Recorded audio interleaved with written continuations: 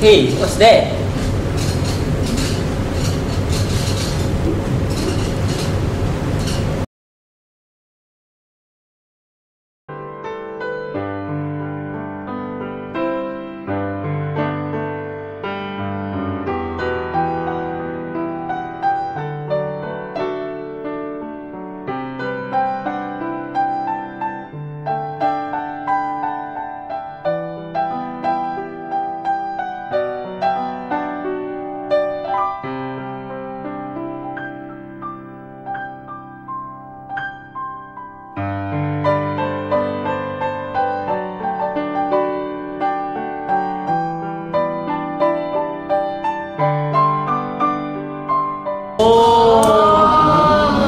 No wonder.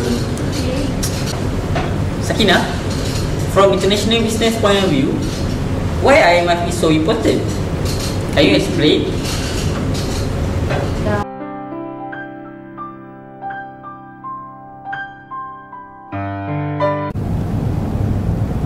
Well, Ajmal, good question. International Monetary Fund or IMF is important to international business because of three factors.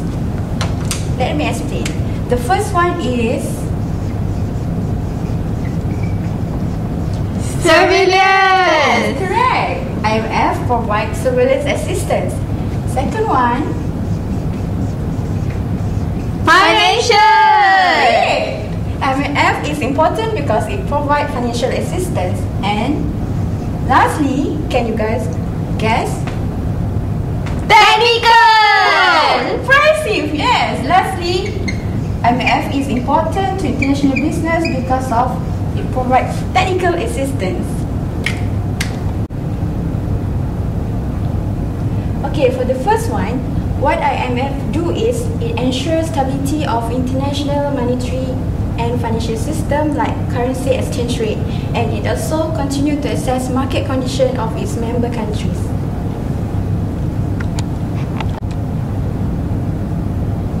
For financial assistance, IMF provide loans and grants to support policy program intended to correct economic problem, and IMF also collaborate with World Bank to lend money to countries that struggle with balance of payment. Should we take a break? No. Let me finish with the last factor, which is technical factor. IMF provide assistance to help countries to formulate policies like exchange rate policies and also fiscal and economic policies. That's all. Thank you. Ajmal, do you think IMF is successful? Many people ask me the same question. Do you know the answer? Of course I know. Let's watch the video.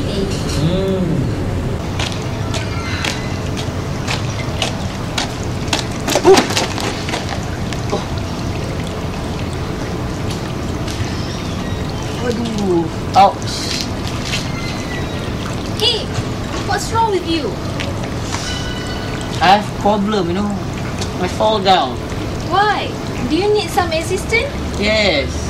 Just take it, please. Thank you. Welcome. Thank you for the assistance. Yeah. It is a great pleasure.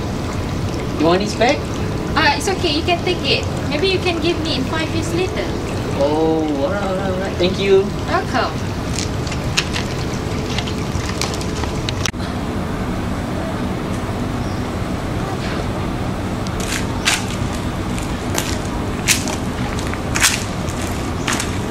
Wait. You remember me? Hey, you! I fall down last time. Yeah, 5 years back, right? Yes. Yeah. What can I help you? I'm giving back the one that you give, the thing that you give me, this thing. Oh, okay. I still And remember also, this. this one, as a token of appreciation.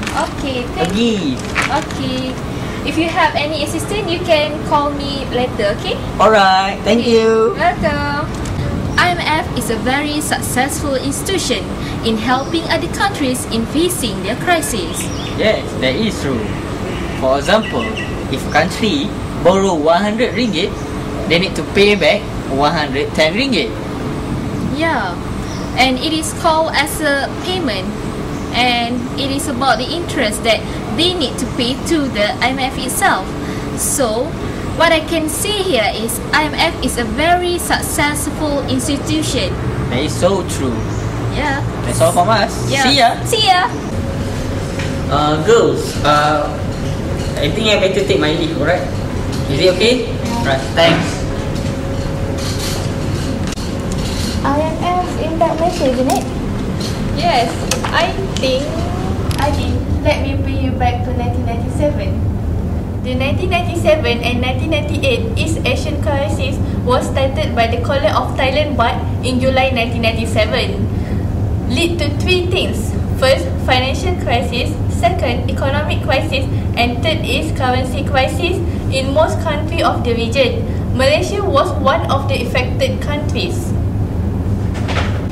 However, Malaysia's population and economy did not receive a huge impact compared to the Thailand, Indonesia and Philippines because Malaysia had limited international borrowing and introduced prudential regulations.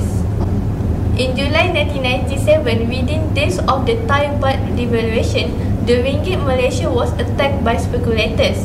The ringgit Malaysia was then floated following the Thailand baht, the Filipino peso and the Indonesian rupiah.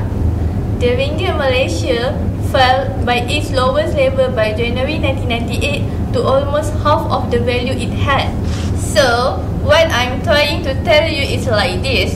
During 1997, this 1 ringgit Malaysia equal to 50 cents or less. The ringgit Malaysia become less valuable than the actual value. Oh, I see. So, Mariam, what Malaysia did to overcome the financial crisis? Malaysia did not turn out to the IMF for assistance during recession. Malaysia implemented capital control regime, which Tun Dr. Mahathir fixed Malaysia ringgit to the US dollar. Radin? Oh, Mariam, do you have any idea that initially Malaysia also voluntarily took on IMF type policies? No? Right? But this doesn't seem to work for us as first, which higher interest rate added to the corporate and banking crisis, which would refrain from the business growth. Second, the flexible exchange policy enabled the ringgit to depreciate, which at one time almost touching 5 ringgit to the dollar. Can you believe that? 20 cent difference. Yeah. And lastly, the cutbacks in government expenditure added to the recessionary pressure. So, in the Malaysian case, as you mentioned before, the 1990s financial crisis had rather different effects as we took a different paths and choose not to follow or to borrow from the IMF, right? So guys, do you have any idea if Malaysia had to turn to the IMF? I think it might be a different story, right? So now, let's have a look the effect of IMF towards Malaysia. Malaysia!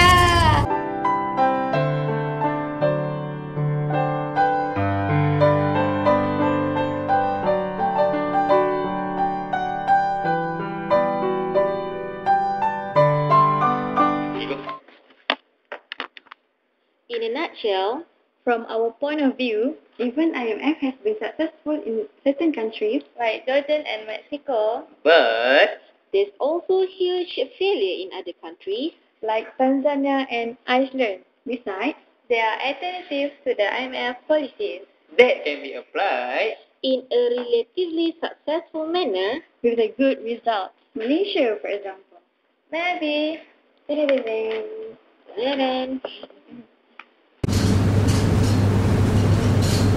Hi, my name is Siti Nabiha binti Haji Sukriya. Hi, my name is Siti Maya binti Ahmad Khalid. Hi, Mia Jinia. Assalamualaikum, I'm Rosakina Muhammad Nafiq. Sorry. Hi, my name is Ajmal Ashraf.